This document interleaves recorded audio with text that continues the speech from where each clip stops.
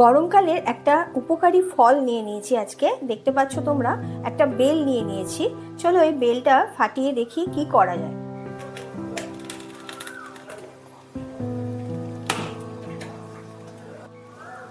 Bell ফাটানোর পর এবার এই শাঁসটাকে বের করে নিতে হবে। একটা পাত্রে একটু জল নিয়ে নিচ্ছি।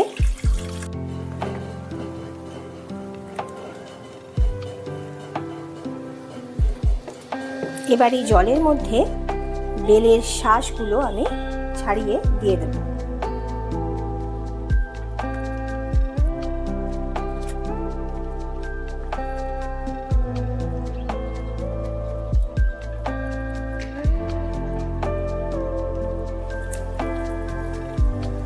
বেলের শাঁসটা এবার একটু হাত দিয়ে জলের মধ্যে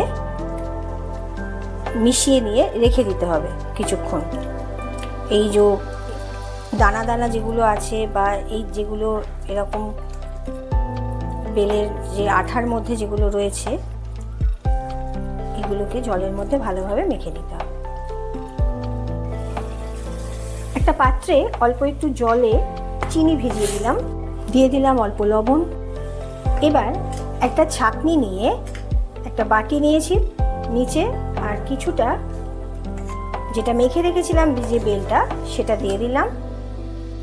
বেলের কাঠটা এবার একটা পাত্রের মধ্যে ছেঁকে নিতে হবে ভালোভাবে।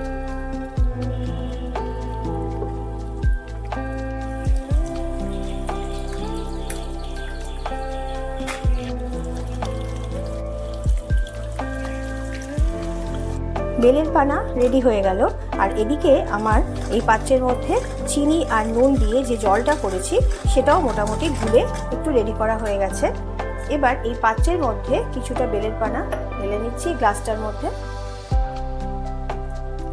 বেলের পানাটা কিন্তু বেলের শরবত বলো, এই গরমকালে কিন্তু সবাই খায়, কিন্তু আমি যেভাবে তৈরি করছি সেভাবেই তোমাদের, আমরা যেভাবে খাই সেভাবেই তোমাদের দেখাচ্ছি তৈরি করে।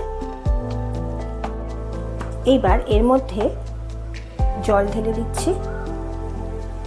যদি কেউ মনে করো ঠান্ডা জল দিয়ে খাবে সেটাও খেতে পারো, যদি মনে করো কেউ নর্মাল ওয়াটার দিয়ে খাবে সেটাও খেতে পারো। ভালোভাবে গুলে দিলেই কিন্তু রেডি হয়ে যাবে বেলের শরবত। এবার অনেকে আছে কি লেবু দিয়ে খায়, অনেকে আছে আর একটু নুন বেশি দেয়, বিট নুন দেয় কেউ, অনেকে আবার কি করে টক দই দিয়ে খায়, কিন্তু এক্ষেত্রে আমি কিন্তু শুধু বেলের শরবতই তোমাদের দেখালাম।